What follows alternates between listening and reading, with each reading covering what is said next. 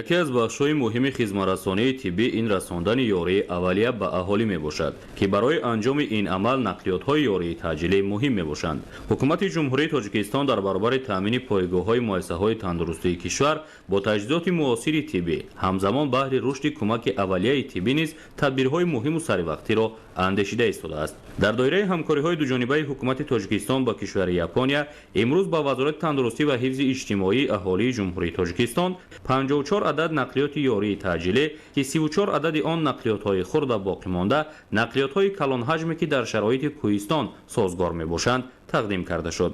дар дохили нақлиётҳои мазкур дефибриллятор, тонометр, баллони оксиген, кати интиқоли бемор ва дар умум маҷмӯи лавозимоти эҳё мавҷуд мебошад ки барои ёрии аввалияи тиббӣ ба беморон хизмат мерасонанд. дар назар аст ки рӯзҳои наздик ҳамзамон 40 адади дигар чунин нақлиётҳои ёрии таъҷилӣ ба кишвар ворид гарданд. бояд гуфт ки маросими супоридани нақлиёти мазкур имрӯз 18 марти соли равон дар муассисаи давлатии маҷмӯаи тандурустии Истиқлол баргузор гардид ки дар он роҳбарияти вазорати тандурустӣ ва ҳифзи иҷтимоии аҳолии ҷумҳурии тоҷикистон сафорати Япония дар тоҷикистон иштирок намуд.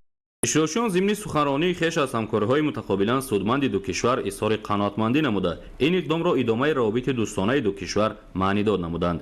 нақлиётҳои мазкур дар доираи талабот ба шаҳру навоҳии кишвар дастрас карда мешаванд. маврид ба зикр аст ки дастрасии чунин нақлиётҳои ёрии таъҷилӣ баҳри боз ҳам беҳтар намудани хизматрасонии тиббӣ ба аҳолӣ дар манотиқи гуногуни кишвар саҳми назаррас хоҳад гузошт.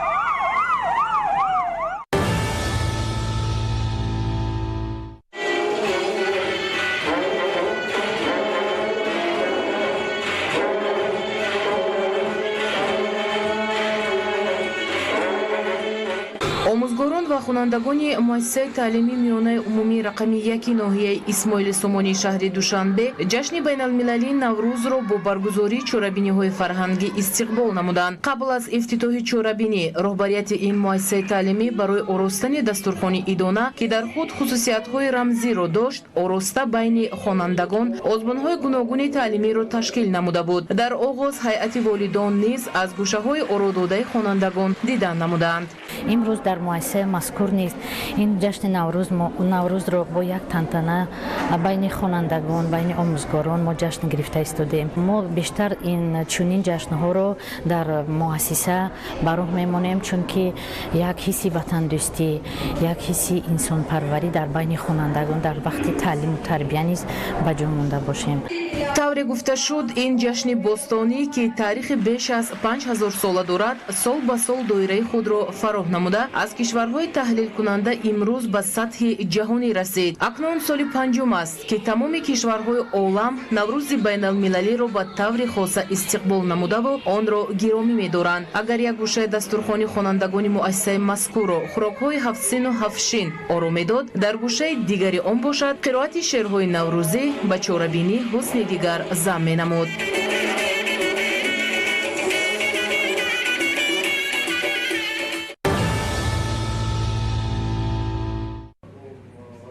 дар толори китобхонаи марказии шаҳри Турсунзода бо дастгирии ҷамъияти дорои масъулияташ маҳдуди арса бо шарикии Орионбонк дар шаҳру ноҳияҳои мамлакат чорабинӣ дар мавзӯи мусоидат ба муҳоҷирони меҳнатӣ дар самти пайдо кардани ҷойи кор баргузор гардид.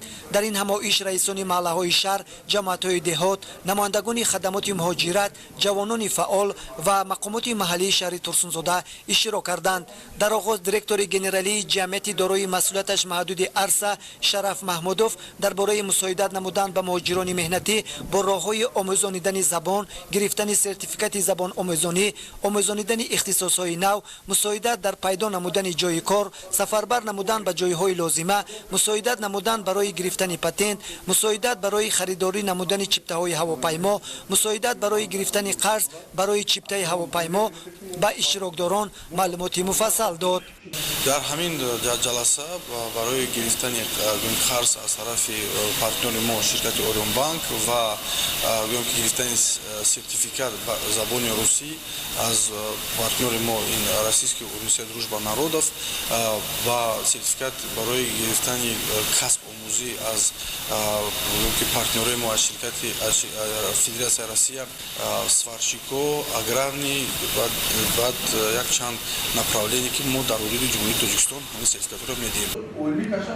бояд қайд намуд ки чунин семинару ҳамоишҳо дар шаҳрҳои Душанбе, Бохтар, Панҷакент, Данғара, Хуҷанд, Кӯлоб, Турсунзода, Ҳисор ва ноҳияи Ғарб баргузор карда мешавад, то ки муҳоҷирони меҳнатӣ дар ин самт маълумоти бештар пайдо карда барои фаъолияти меҳнатии хеш дар шаҳрҳои Русия ба мушкилиҳо дучор нагарданд. намояндагони ҷамъияти дорои масъулияташ маҳдуди Арса ва Орион Бонк ҷиҳати дар сатҳи баланд баргузор гардидани чорабинӣ фикру назари хешро баён карда бо иштирокдорон саволу ҷавоб ва мубодилаи афкор доир намуданд. интизор меравад ки чунин семинару ҳамоишҳо дар дигар шаҳру ноҳияҳои мамлакат баргузор хоҳад шуд.